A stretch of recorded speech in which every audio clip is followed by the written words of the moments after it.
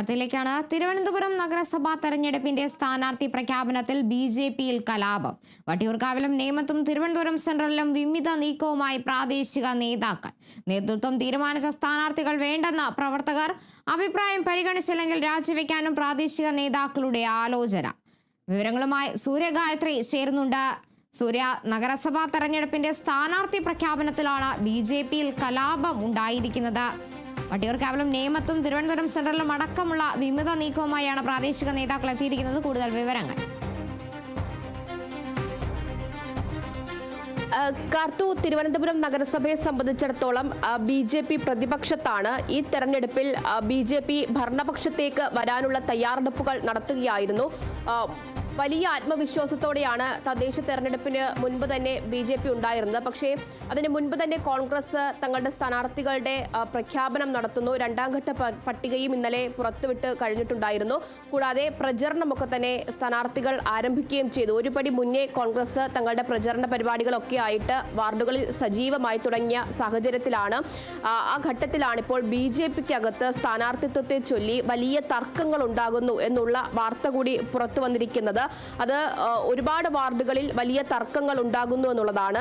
ഇതിനിടയിൽ നേതാക്കൾ, അതായത് വാർഡുകളിലെ പ്രവർത്തകർ തന്നെ നേതാക്കൾക്ക് ഇത് സംബന്ധിച്ചുള്ള കത്തുകളൊക്കെ തന്നെ നൽകുകയും അവരുടെ ഭാഗത്തു നിന്ന് പ്രതികരണം ഉണ്ടാകാത്തതിന്റെ പ്രതിഷേധം അണികൾക്കിടയിൽ ഉണ്ടാവുകയും ഒക്കെ ചെയ്യുന്നുണ്ട്.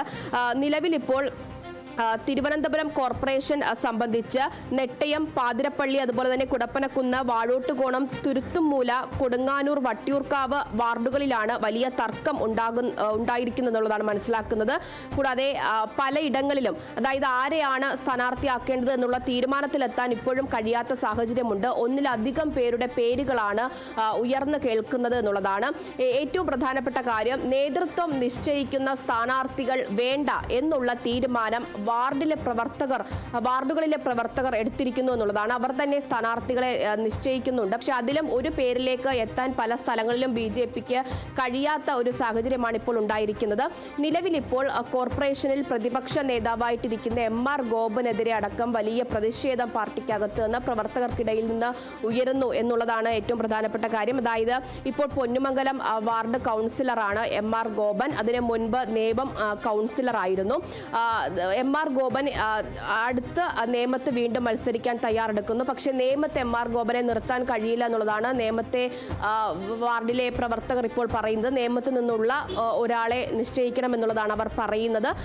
എം.ആർ. ഗോപൻ ഇങ്ങനെ വാർഡുകൾ മാറി. ഓരോ സമയത്തും നേമത്ത് നിന്ന് കഴിഞ്ഞ തവണ പൊന്നുമംഗലത്ത് വന്നു. പൊന്നുമംഗലത്ത് നിന്നിപ്പോൾ വീണ്ടും നേമത്ത് വരാനുള്ള ശ്രമങ്ങൾ നടത്തുന്നു. അതിനനുവദിക്കില്ല എന്നുള്ളതാണ് പ്രവർത്തകർ ഇപ്പോൾ പറയുന്നത്.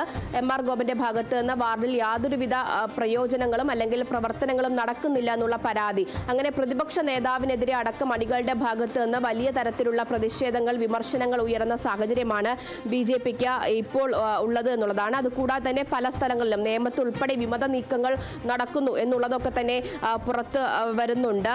ഈ ഏറ്റവും പ്രധാനപ്പെട്ടത് നേതൃത്വം നിശ്ചയിക്കുന്ന സ്ഥാനാർത്ഥികൾ വേണ്ട എന്നുള്ള കാര്യം പല വാർഡുകളിലും പ്രവർത്തകർ തന്നെ എടുക്കുന്നു എന്നുള്ളതാണ്. അവർ നിശ്ചയിക്കുന്ന സ്ഥാനാർത്ഥികളെ തീരുമാനിക്കണം എന്നുള്ള ആവശ്യം പ്രവർത്തകരുടെ ഭാഗത്ത് നിന്ന് തന്നെ ഉണ്ടാകുന്നു.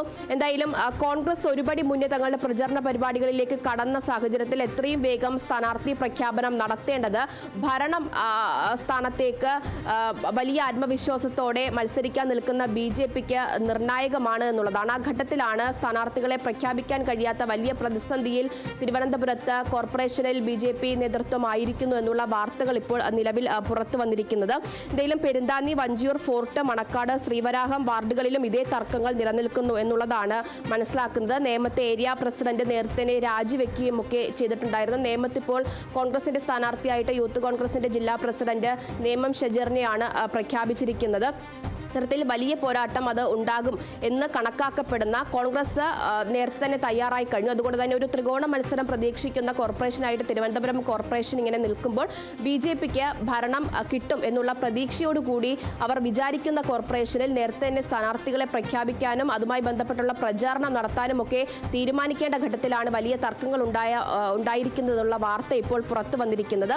എന്തായാലും ഇത് സംബന്ധിച്ചുള്ള നേതാക്കളുടെയും അല്ലെങ്കിൽ പ്രവർത്തകരുടെയും ഒന്നും പ്രതികരണം ഇതുവരെ നടപടിയും വന്നിട്ടില്ല. പക്ഷേ ഇപ്പോഴും സ്ഥാനാർത്ഥികളെ BJP പ്രഖ്യാപിച്ചിട്ടില്ല. അതിലേക്ക് ഒറ്റ പേരിലേക്ക് പല വാർഡുകളിലും സ്ഥാനാർത്ഥിയെ നിർണ്ണയിക്കാനുള്ള വലിയ പ്രതിസന്ധി ഇപ്പോൾ പാർട്ടിക്കകത്ത് നേരിടുന്നു എന്നുള്ളതാണ് പുറത്തുവരുന്ന വാർത്തകൾ. ശരി, വ്യക്തമാണ്. സൂര്യഗായത്രിയാണ് വിവരങ്ങൾ നൽകിയത്.